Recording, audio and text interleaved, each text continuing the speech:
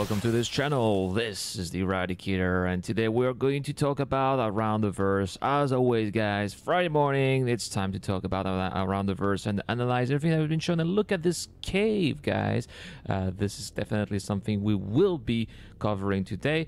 This is what CIG decided to highlight in today's video. Despite the title of the video being a bit different, I was expecting to see a little bit more of Tecia Paccheo because that's who we see in the front page of the thumbnail. A little bit deceiving, but anyway, we're gonna start today. Eric Karen Davis.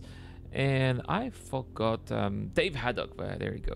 I always forget people's names. So we're going to talk about Tecia Paccheo a little bit today, which is pretty awesome. She is the mission giver for ArcCorp, and she's got an interesting background. Now, of course, we will have the community event. Now, again, you know what I think, guys? I don't think it should even be mentioned in Around the Verse. I think the community should have their own show. But look at that. It lasted for only 20 seconds. So it kind of sucks, guys. Either you have a show, either you talk about it, you have a segment, or you don't, you know? You don't have a 20-second segment where we can't even talk about anything. Anyway, oh, interesting. It seems on the concept art she's smoking. I would have hoped that we'd finally have gotten rid of smoking back in these days in the 30th century. So yeah, they were showing us the actress who played the role of Tecia Paccheo.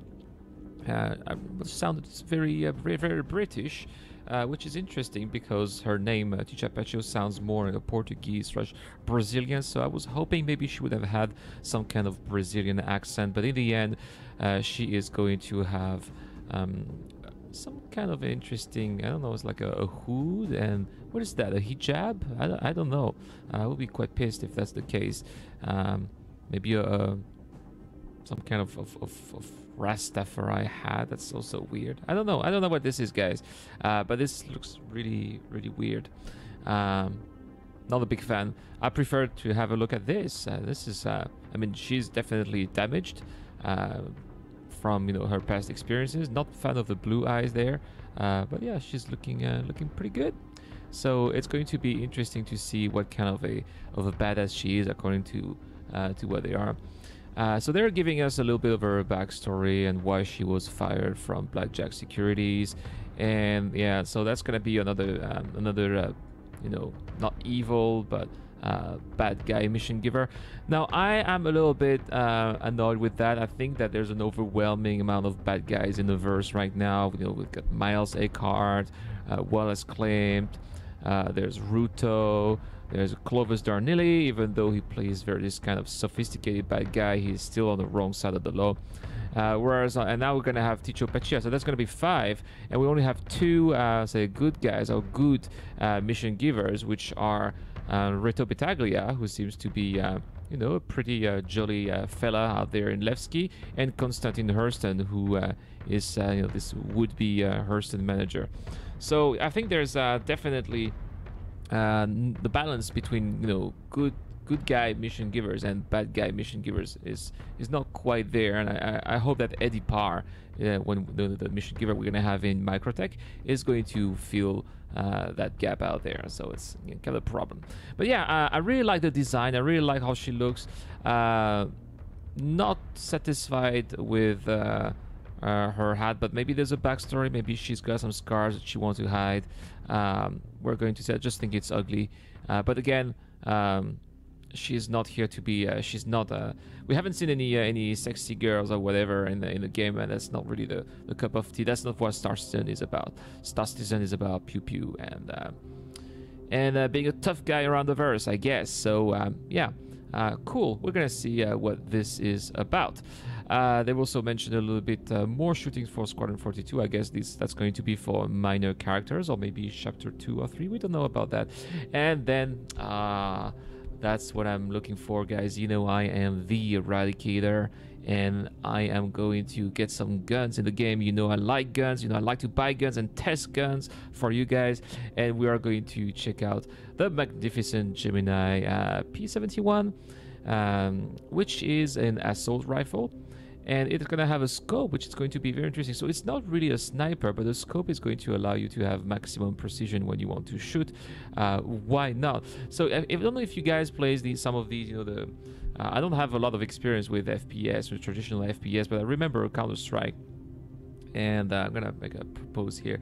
I remember Counter-Strike, and some of these guys, you just clicking one click, one shot, one click, and you could like ta ta ta ta ta ta, and this how you would shot multiple shots. But the precision with these guns is much better. So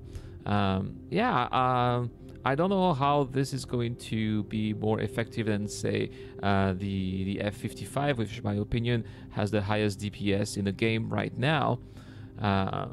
That's how the way I played. I really love the F55, even though it has that recoil, but you can manage to handle that. But yeah, we're gonna see if this is a better gun or not. I've been quite impressed with the Gemini lineup so far. So really looking forward to this edition. And this is the Kodak Arm Kastak.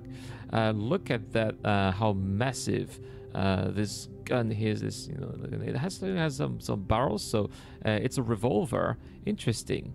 And it is said to have some really massive bullets, as you can see here. So this is maybe a revolver, but it is aimed at making maximum damage. They said it's going to only have 6 bullets inside, so it's going to be a 6 shots, guys. 6 shots. So probably hopefully you can maybe kill an NPC or a player with 2 or 3 shots, so that with one full barrel you can at least have 2 kills, and then you have to reload after that. That would make sense. It wouldn't make sense to use an entire barrel with just for just 1 kill. So we're going to see how it goes. Again, they said that the weapons have been finished, and then they are just polishing them. So it's going to be interesting to see how this is going to transpire in the roadmap tomorrow. We're definitely going to cover that in the roadmap tomorrow. But they said it's going to be in the hands of the backer very soon, so I assume it will be in the hands of the Evocati as soon as they have a more comprehensive patch out there, in the Evocati PTU, and definitely it is going to be available for us once we get to Wave 1 PTU. So yeah, you guys will be the first one to know as soon as I get there, and there's no NDA. Look at that massive recoil, but again, it's supposed to do a lot of damage if you hit your target. So yeah, we'll see. This seems like a great gun to me. I like things that do a lot of damage with minimal shots. So yeah, I definitely like what I see, guys.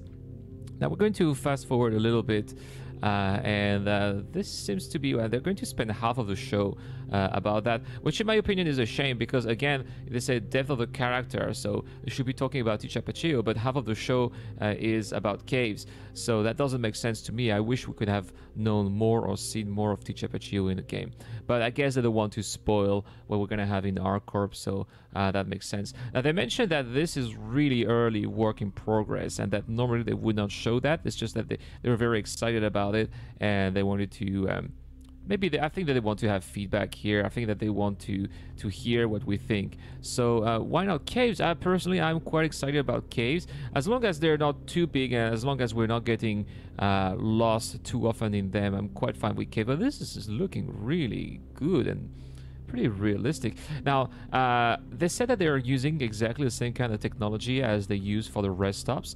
So that's why they were able to do that actually quite quickly.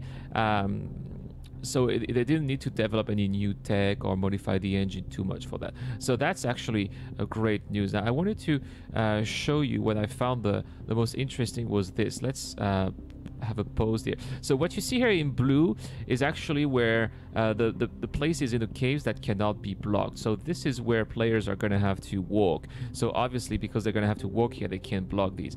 And in orange, that's what they're going to reserve for art. So maybe there's going to be an animal, maybe a special rock, an item they're going to have to pick up.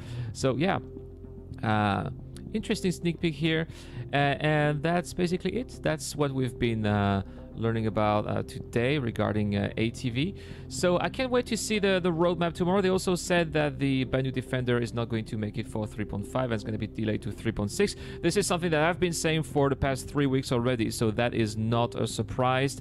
I'm really quite expected, and I believe that maybe there's going to be more. Perhaps the 300 series is also going to know the same fate. We're going to see, guys. So tell me what you think. Do you really enjoy what you've learned about Tecia Paccheo? Do you think this is a better look for her, or would you rather see her looking like this? Not a big fan of that look at all.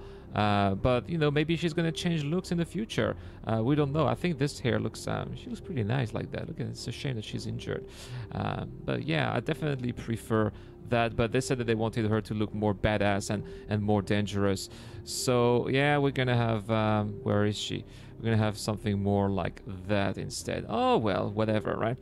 Yeah, please tell me what you think in the comments below. Caves, are you excited? Are you not? What are you going to do in caves? Please tell me also in the comments below.